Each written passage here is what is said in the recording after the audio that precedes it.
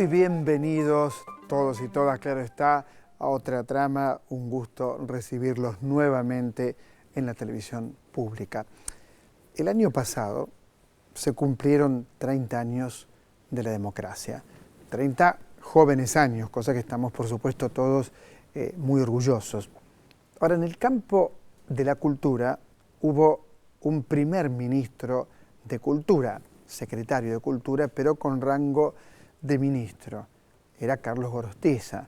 Usted lo conoce, Carlos Gorostiza, el autor de El Puente, el autor de Los Prójimos, un hombre que toda la vida ha trabajado y ha creado obras importantes, no solo dentro del campo de la dramaturgia, también en cuanto novelista. Bien, Carlos Gorostiza está con nosotros. Vamos a recordar una entrevista donde digo cosas para mí muy importantes desde el punto de vista conceptual. Carlos Gorostiza en instantes, por supuesto, en otra trama. Y una amiga entrañable también en el programa de hoy, me refiero a Rosa Montero.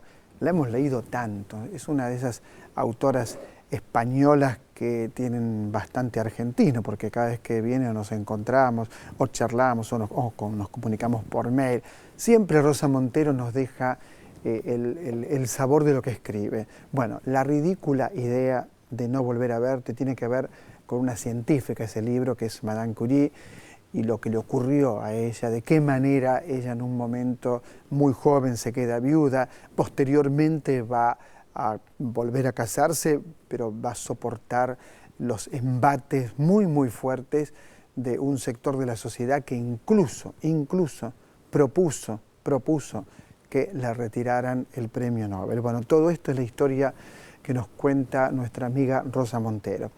Y nos visita en el piso, le muestro la tapa para que sepa de qué se trata, Diego Paszkowski. Usted conoce Tesis sobre un homicidio, ¿no es cierto?, la película que interpretó Ricardo Darín. Es el mismo autor que regresa con lo que él denomina una historia judía, que tiene que ver con un señor que empieza en la industria textil, de la industria textil pasa a otras cosas, en fin, viaja por distintos lugares del mundo. La obra tiene 3 escenarios, lo va a contar por supuesto Diego Paszkowski, el autor de Tesis sobre un homicidio, que se hizo película. ¿Se hará película con esta novela? No sabría decirle, no lo sabemos. Pero antes de encontrarnos con Gorostiza, algunas recomendaciones para este verano. Y comenzamos con nuestra agenda con música. El Cuarteto de Nos en Grove. El próximo viernes 31, la agrupación uruguaya Cuarteto de Nos se presentará en el escenario de Grove a partir de las 19.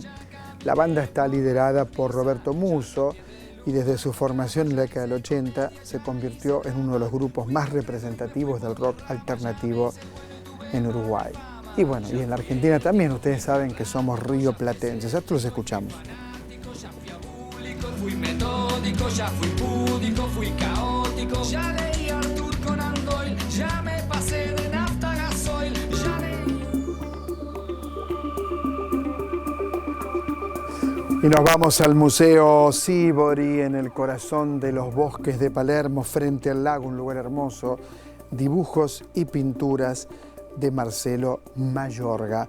Son 40 obras del gran artista mendocino Marcelo Mayorga, realizadas durante el periodo, que incluyen, además de sus magistrales dibujos, algunas pinturas inéditas. Las hizo durante el último periodo de su vida, no hace mucho tiempo, y son obras importantes. Ahí las tiene, esa suerte de realismo extraño, ¿no? Un realismo que sale del cuadro para convertirse en otra cosa. Nos vamos al cine en DVD. Usted puede en DVD, no tiene ningún problema en conseguir La Cacería, una película de Thomas Vinterberg. Muy dura, muy dura. ¿Por qué? Porque tiene que ver con el famoso abuso. Pero aquí la vuelta de tuerca es totalmente distinta a lo que ocurre siempre. La cacería aquí va a ser en contra del supuesto abusador. No puedo contarles mucho más, pero la película es muy buena y tiene una mirada diferente? ¿Qué ocurre cuando alguien es perseguido?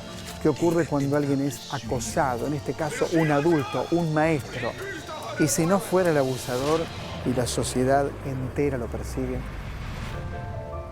Corazón.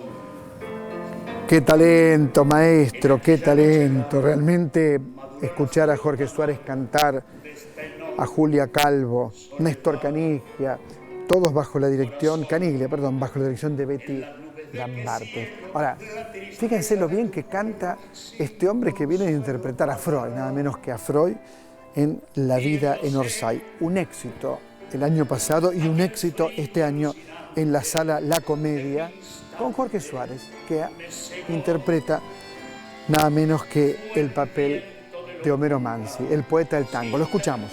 Sin perdón. Bien, de estas recomendaciones nos vamos a encontrar, vamos a escuchar. Le pido que escuche, porque es un sabio, tiene algo de sabio, Carlos Gorostiza. Le pido, de verdad, que lo escuche atentamente. Carlos Gorostiza, qué placer tenerte aquí. ¿Cómo estás? Osvaldo Quiroga, es mío también, un placer. Yo hablaba recién de lo que significó pasar de la dictadura a la democracia. Y en tu caso, esto fue mayor, porque fuiste el primer secretario de Cultura o ministro de Cultura de la democracia. Debe haber sido muy, muy fuerte para vos, para tu propia vida, semejante cosa. Volver a la democracia y convertirte en el secretario de Cultura de un gobierno democrático. Contame. Sí, lleno de matices, ¿no? Yo recuerdo el título de un diario que no recuerdo cuál era el diario, pero decía de la prohibición al ministerio. Claro. Era algo así el título, ¿no? Claro. Y lo sentíamos nosotros. Fue un periodo lleno de alegría, era la primavera. Pero una primavera dura. Mucha gente no sabe cuántas cosas pasamos, cuántas cosas pasó Alfonsín, de quien yo guardo un profundo, yo diría, amor, como ser humano, extraordinario, ¿no? Y además, bueno, él tiene un grave defecto, ¿no? Como todos tenemos, siempre grave y algunos pequeños, él tiene un grave defecto. No sé si te acordarás que yo en aquella época tenía bajo mi mando esta casa, que era ATC, que era Argentina Televisora Color. Yo quería que fuera Argentina Televisora Cultural, cosa que no pudo ser porque me fui enfermo, ¿no? Bueno, y yo le decía a Alfonsín, se están haciendo cosas, por ejemplo, que hemos hecho por la libertad de expresión. Hay que poner un cartelito los viernes que dijera, el gobierno hizo esto, o una vez por mes. No, eso es de Goebbels. Era tan exagerado en su ética, ¿no? Y bueno, ese era un defecto, ¿no? Cuando fue Teatro Abierto, vos como todos los compañeros del teatro pusiste tu obra, pusiste tu cuerpo, pusiste todo, ¿no es cierto? Ahí corría riesgo tu vida como la de cualquiera que trabajaba en Teatro Abierto. ¿Cómo viviste la resistencia a la dictadura?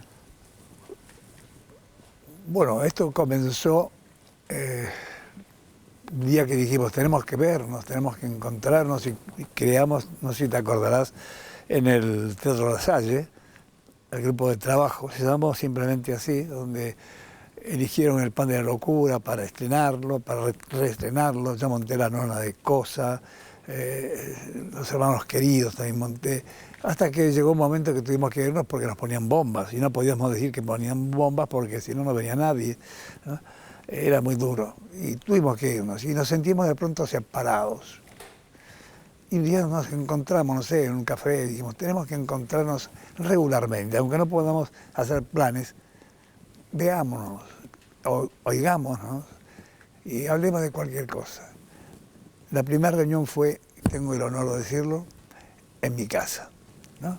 éramos 4, 5, 6, había 2 o 3 autores, había un director, un autor, un escenógrafo, y después se le dio toda el crédito a los autores, porque fueron los que escribimos las obras primero, pero inicialmente fueron grupos así. Y un día se le ocurrió a alguien que le comentó esto a Chacho Dragún, de que podíamos hacer un teatro abierto, es decir, 3 obras cortas todos los días durante 7 días de la semana. Era una locura.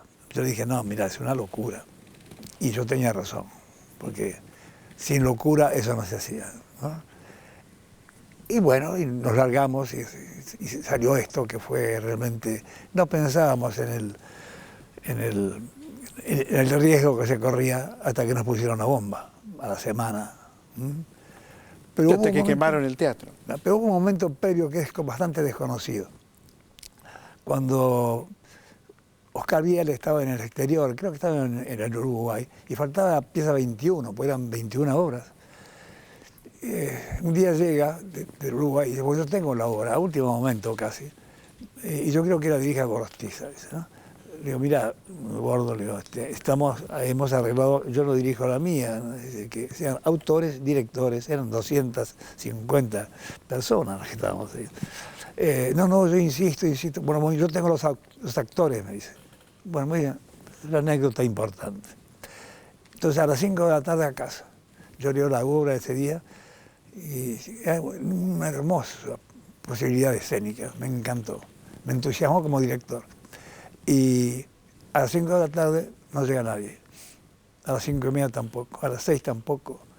Me llama Vicky Lagos de Argentores, Goro, hay un desbande de algunos actores porque se ha corrido la voz de que el que trabaja en teatro abierto no va a trabajar más en televisión. Inmediatamente nos reunimos, llamé a los otros, nos reunimos en la casa de Chacho, resolvimos hacer una reunión con toda la gente en el Picadero. Se olvida uno de Guadalupe Noble, que era la dueña del Picadero, y de el director que la acompañaba, que por eso pudimos tener ese teatro. En ese momento fue que le pedimos a Somi, escribí diciendo qué es teatro abierto, para que la gente sepa qué es. Él escribió ese magnífico texto que lo conocerás. Y nos reunimos donde estaban todos los primeros actores, los directores, todos. Y ahí me tocó la misión, por ser el más joven de todos, siempre fui el más joven, de explicar qué pasaba. Me acuerdo que dije, cuando alguien dice piojo, a uno le pica la cabeza. Alguien dijo piojo y empezó a picarle la cabeza a algunos muchachos. Hemos hecho las averiguaciones, no hay ningún riesgo en las televisiones, es una voz, un piojo. Así que nos atrevemos a esto. El que no se atreva, el que no pueda, el que no quiera, bueno, se dirige a esta señorita que va a estar en la puerta y dice, yo no puedo por tal razón. Pero los que nos comprometemos, nos comprometemos. Eran 200 personas, ¿eh? Sí, sí, me acuerdo perfectamente. Una sola actriz, que no puedo decir quién es, dijo, yo tengo miedo, porque tengo hijos, soy sola. Muy bien, perfecto. Los demás todos cumplieron y nunca pasó nada. Pensaba en tu obra, tus libros, año 1949, El Puente. El Puente. Después, a partir de ahí, una gran cantidad de obras. Los Prójimos, por nombrar algunas, ¿no es cierto? No hace tanto tiempo vi una que me gustó muchísimo en el Teatro San Martín, El Aire. El aire del río. El Aire del Río, que me impactó mucho. El año pasado. Exactamente. Novelas, hasta libros de poemas, ¿cierto? Tu vida ha estado consagrada siempre a la creación, a dirigir teatro, a crear teatro. ¿Cómo ha sido esta vida y cómo se irá, ¿no es cierto? Pero ¿cómo ha sido esta vida en relación a lo difícil que es hacer todo esto en la Argentina? Incluso ser secretario de Cultura inmediatamente después de la dictadura. ¿Alternás la acción con el trabajo más reconcentrado, que es escribir? Creo que es todo un riesgo a veces consciente, a veces inconsciente, enfrentando la vida. Uno quiere hablar de esas cosas profundas, a veces puede, a veces no le sale, ¿no? Pero es un riesgo que también se corre. Yo no me imaginé nunca que siendo secretario de Cultura iba a correr los riesgos que corría.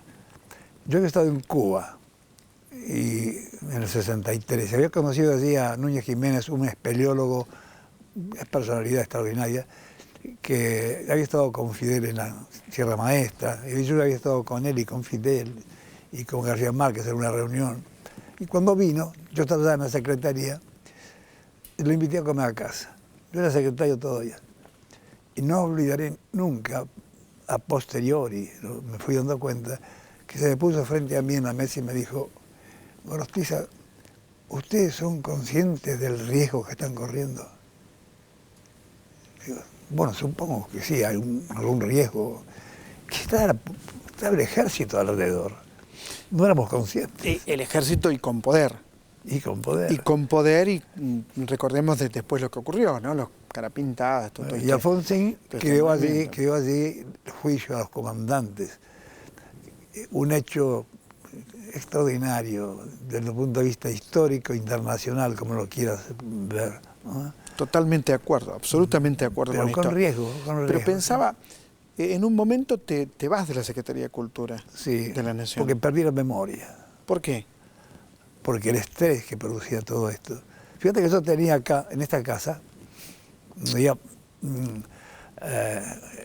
un juez, ¿no? Me dice que había que guardar los videos del juicio, ¿no? Y Gil Lavera, el juez, se acerca, yo tenía la oficina acá. Y bueno, y aquí en dirección había un gran mueble de lata, ¿no es cierto? Y empezamos a guardarlo ahí, los videos. Ahí se había resuelto que se podía pasar por televisión mudo, porque no podíamos, estábamos iniciando un camino peligroso, ¿no? Peligroso. Y un día yo estaba en la casa de gobierno, y yo quiero contar esto porque esto habla mucho de Alfonsín. Estaba en la casa de gobierno y me di cuenta que lo estaban cercando, de alguna manera, para terminar con eso, porque era muy peligroso. Entonces yo tenía ya acá en este mueble un montón de videos. Entonces los llamé a Gil Lavera, desde la casa de gobierno. Mire, doctor, ¿se acuerda aquello que yo tengo en el mueble? Ah, sí, bueno, ¿por qué no se los lleva? ¿Les pasa algo? Huelo, no nada más que olor, siento, pero sí. Inmediatamente lo sacó y se lo llevó a tribunales donde lo guardó. Esto era lo que se estaba viviendo, con el miedo. ¿Y en tu gestión como secretario de Cultura esto tenía una influencia, tenía un peso? ¿Sentías que había cosas que no podías hacer? No, yo podía hacer todo lo que quería. Es más, siempre decía Alfonsín, me decía don Carlos, yo soy su abogado, lo que quiera. Yo tenía la libertad absoluta, menos las libertades administrativas, porque había gente era tan ortodoxo, Alfonsín, ordenó, cuando tomó el gobierno, no hay ningún despido, ni se toma ningún nuevo empleado. Todo lo contrario a lo que se hacía habitualmente, ¿no? Entonces, pero yo me quedé aquí con toda la gente de antes. ¿Cómo se hacía? Y sin poder contratar, ¿no? Era muy difícil. Estamos festejando, celebrando 30 años de democracia. Hoy hay veda política, o sea que no podemos hablar de política, te cuento que no podemos hablar de política, aunque siempre uno habla de política, pero no, por lo menos hoy no de política partidaria. Historia política. Otro día venís y hablas de todo lo que querés, pero hoy no. Pero sí preguntarte qué significa la cultura en democracia para Carlos Gorostiza, para alguien que ha consagrado toda su vida a la cultura, a las cosas que más nos apasionan. ¿Qué significa la democracia para la cultura y qué significa la cultura para la democracia? Bueno, todo lo que hemos sufrido hasta el 83, yo creo que en el 83 se clavó realmente una pica en Flandes, y la democracia argentina tiene de corto tiempo de vida. Todavía está así, todavía está, es un bebé, ¿no? Está en pañales. Pero lo que éramos ya grandes cuando teníamos, cuando era el 83, todo lo que sufrimos, todas las censuras, las prohibiciones. El miedo. Y el miedo. Porque nadie nos devuelve eso. Fíjate que yo tenía una obra montada que se llamaba Enterrate a los muertos, como director, en el Teatro La Máscara, montada casi totalmente, es decir, montada totalmente, ¿no? Eran 3 meses de ensayo, y Saulo Benavente tenía a medias hecha la escenografía. El teatro que se llama, está en Leandro Alén y Belgrano. Sí, sí. Colonial. El Colonial. El Colonial. Ahí estábamos. Y de pronto llega una noticia que no podíamos dar la obra, que querían leer el libro. Le mandamos el libro. Dice, sí, no podemos hacerlo. Y yo le dije, por favor, vengan a ver el espectáculo. Y vinieron 2 o 3, ¿no? Censores. Vieron el espectáculo. Así que había censura previa. Sí, había. Vieron el espectáculo y dicen, no podemos hacerlo. No puede ser, está muy bien, pero no puede ser. ¿Pero por qué? Y porque hay muchos militares. Esa fue la frase. Y todo el trabajo de 3 meses y el trabajo de todos, anulado. Nos prohibieron Crimen y Castigo. Crimen y Castigo de Dostoyevsky. Cuando uno lo cuenta, yo a veces le cuento a mis hijos, ¿no? Es difícil la transmisión, fíjate. Muy vos. difícil. Porque no es que no te crean, sino que no tienen el impacto subjetivo de haber vivido eso. De haber vivido lo que significaba tener el pelo largo, por ejemplo. Claro. Hoy uno dice esto y dice que estás loco. Tener barba, lo decía recién antes de empezar el programa, ¿no? Hablar de esas cosas. Y te queda una marca para siempre, una marca en la subjetividad, te queda una marca que uno ve un policía y por ahí cruza de vereda, y hoy es un policía buen tipo, que está laburando. Sin embargo, uno cruza de vereda y algo que queda en la subjetividad, que el teatro lo puede ver, fíjate en esta obra que es el aire que respira, fíjate que ahí hay distintas épocas, creo que hay 3 épocas. El aire del río.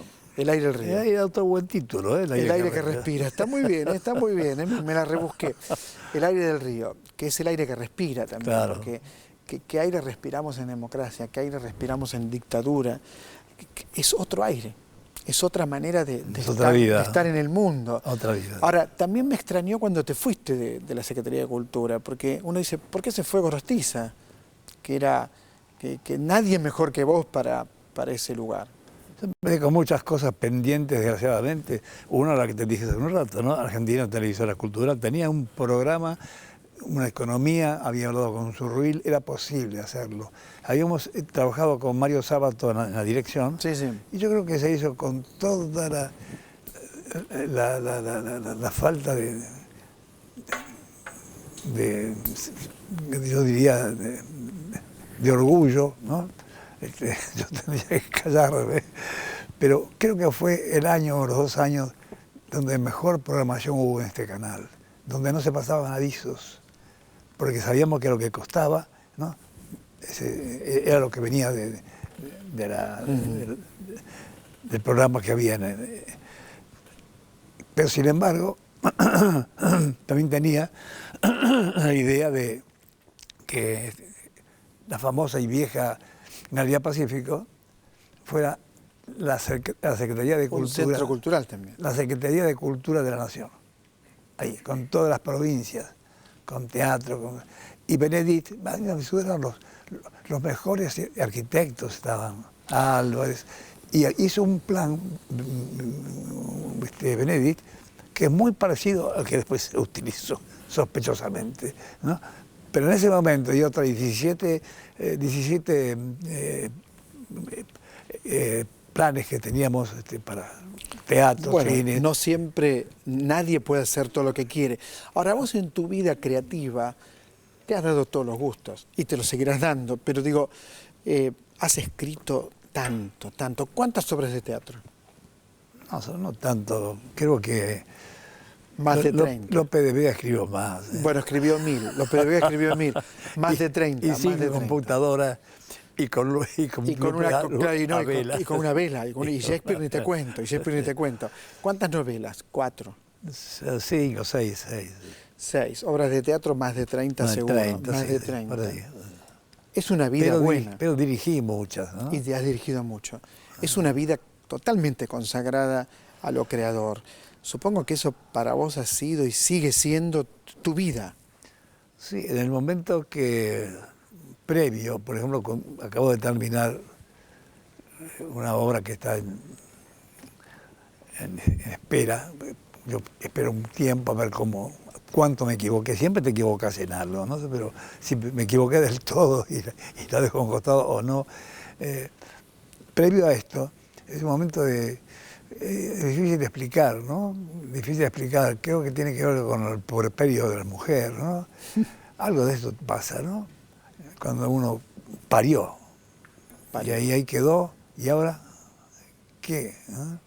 Porque son demasiados años y demasiada voluntad, demasiada necesidad, ¿no? Carlos, te agradecemos todo, de verdad. Gracias a vos que también nos das un poco. Carlos Gorostiza, un maestro, una figura central de nuestra cultura, tenía que estar hoy aquí con nosotros. Carlos Gorostiza, enseguida volvemos, hay mucho en Otra Trama.